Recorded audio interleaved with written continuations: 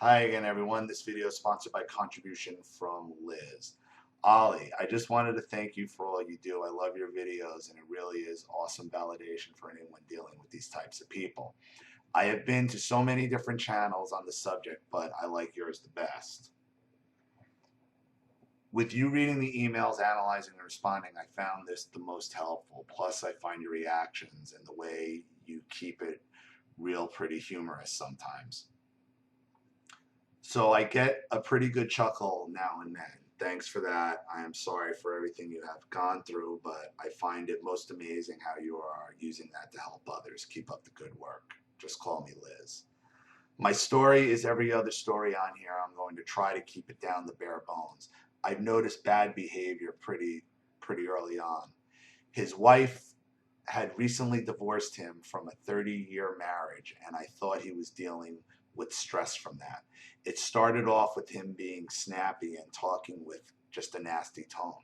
I told him that I had a problem with that and I was not going to be in a relationship with that type of communication. He calmed it down, but as you would suspect, it would come out over and over. Believe me, he's done it all, and we have broken up so many times that it's just a big joke. Wait a minute. This guy was already married for 30 years and you're still fighting like teenagers?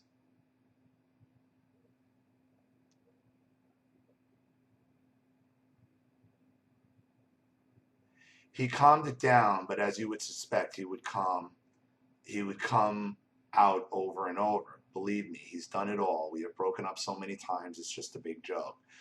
When he would display bad behavior, I would push it right back in his lap and tell him I was not going to live like that, nor did I want to be in a relationship like that. It would always go through the same cycle. He would defend himself in his actions, and then he's seen that it wasn't working, so he would say sorry, and he really didn't want the same things I did in a relationship. His mouth was the biggest problem.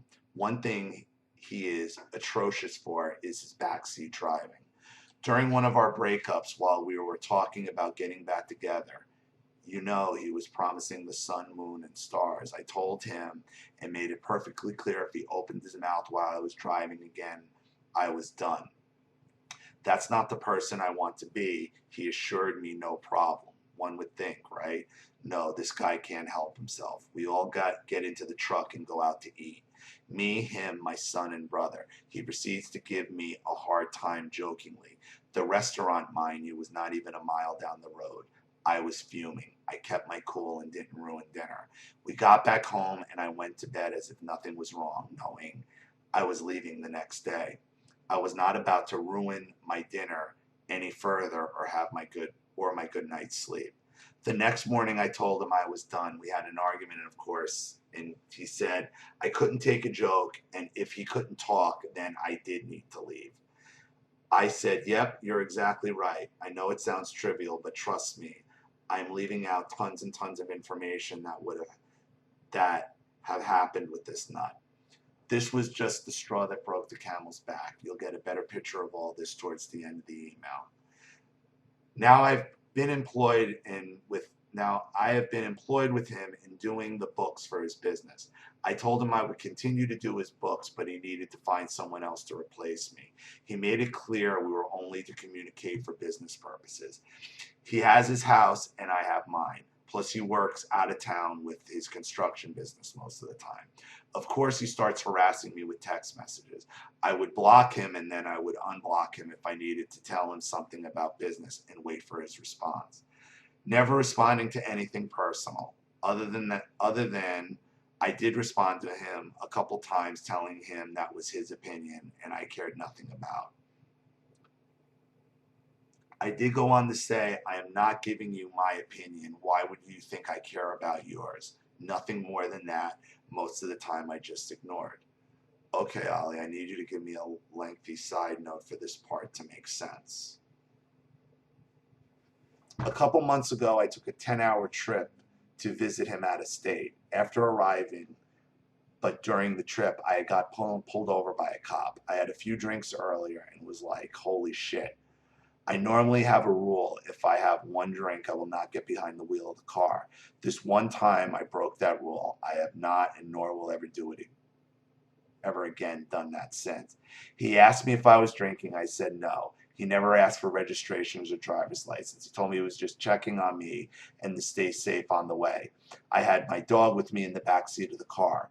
I don't know if that made a difference. However, I consider myself lucky. I only weigh 115 pounds and 2 drinks would have put me over the legal limit. Okay, back to the story.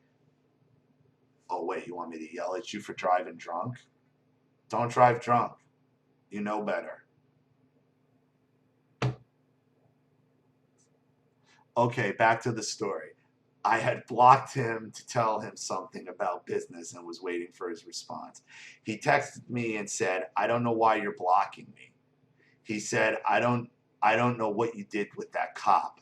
I said, "What in the hell are you making up now?" He lied even further and said that one of his friends is that local guy's friends with the cop and told him about it. It was like, "That's it, you're a freak. I will never speak to you again." I spoke to an attorney, emailed him 2 weeks notice that I was quitting, which my end date was October 18th. I packed up all his records and dropped them off at his CPA's. I told him the next 2 week notice that if he didn't put a change of address, yes, all of his bills come to my home. By October 18th, I would take his mail to the post office as undeliverable. Well, he never did, and I know it will mess up his business terribly because he lives off credit cards on the road. If I take his mail to the post office as undeliverable. So out of the goodness of my heart, I've been dropping his mail off at the CPA's office once a week. Meanwhile, he was begging me through email I never responded to please continue to do his book work. I'm like, am I in the twilight zone? To make things worse, my son works for him. He had my son call me to ask questions about the business and asked me if I would please continue to do the book work. I said absolutely not. I had to explain to my son that he's not to call me and mention his name ever again. If he needed to know anything, he needed to contact his CPA. There was no reason to contact me. My son also called me with some bogus story of how the story got to him and asked me if I had sex with a cop to get out of a DUI. You cannot even imagine my outrage. Now my ex knows that I raised my son with the highest morals and integrity. He was raised in a church and went to a private school and never seen me take a sip of alcohol until he was about 17. In fact, my ex, now his boss, is the only one that my son has seen me date since my divorce to his dad. Then my ex hires my brother-in-law that he always told me he couldn't stand in the middle of it. Then my ex sends me weird emails I couldn't make much sense of, but I believe alluding to this cop must be making things up about me. Of course, I never responded to it or any of this personal emails from October 18th and on. The last 10 emails I have never opened. I told him in the notice if he showed up on my property, I'd call the police. If I know they're coming this weekend, I just wanted to get your thoughts on this situation. Any advice, Liz?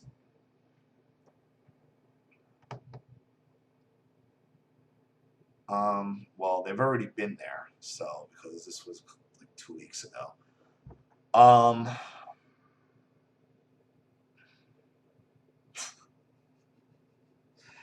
Oh God, you guys are triggering the shit out of me. Um,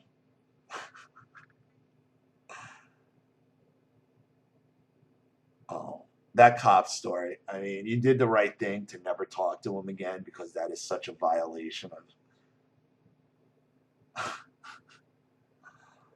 Oh my God.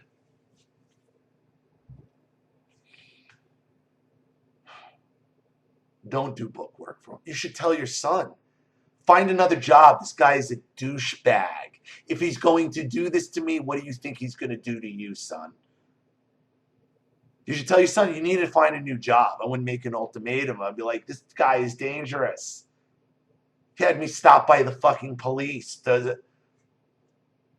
And to give you an example, okay, and I'm only saying this, and I swear to God I wasn't going to talk about this on the channel, okay?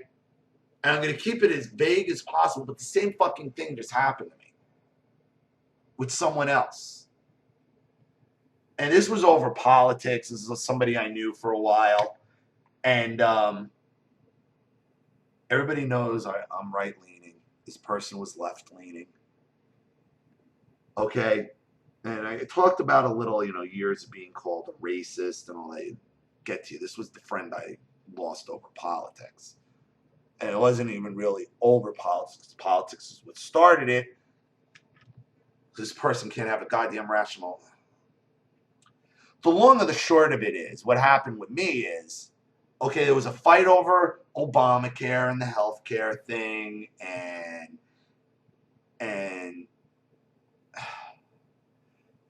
this is a person who fights with people. This person's on disability, collecting Obamacare at a very discounted rate, okay?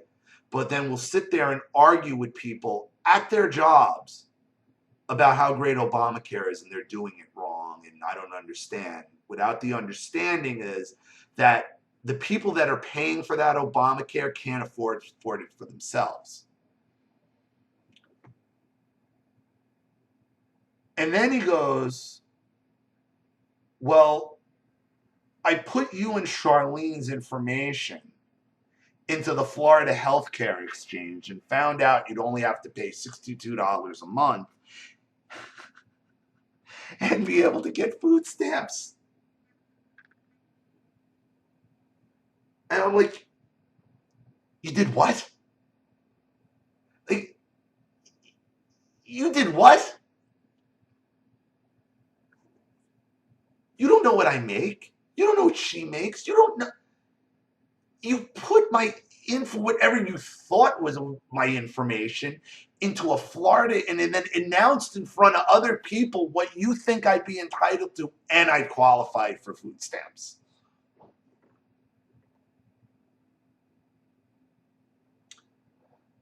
Needless to say, that person,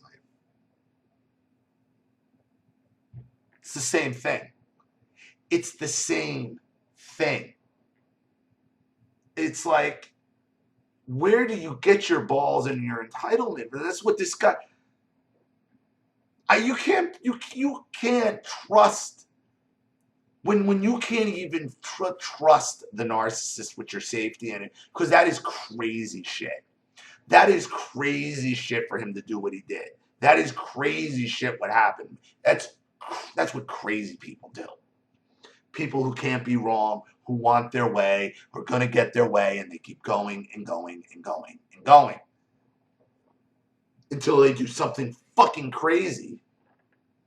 But your responsibility at this point has to be to your son, even though he's an adult working. You got to be like, look, son, he's nuts. I'm your mother. I raised you. I'm not demanding you quit your job, but I'm telling you, as your mother, you need to find a new job. And I'm telling you, as your mother, this guy abused your mother. And you want to work for him for money and take his side. I'm really going to have to question your son here unless he makes the right decision, because that's wrong. That's wrong. Have nothing to do with this guy. Keep him out. You've done everything right so far. Okay? Don't drink and drive. You didn't get caught. But this, I said it before. I'm going to keep saying it. This is why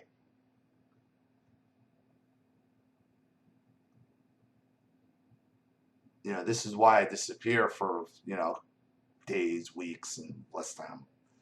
Not 2 weeks at a time this time between a video, but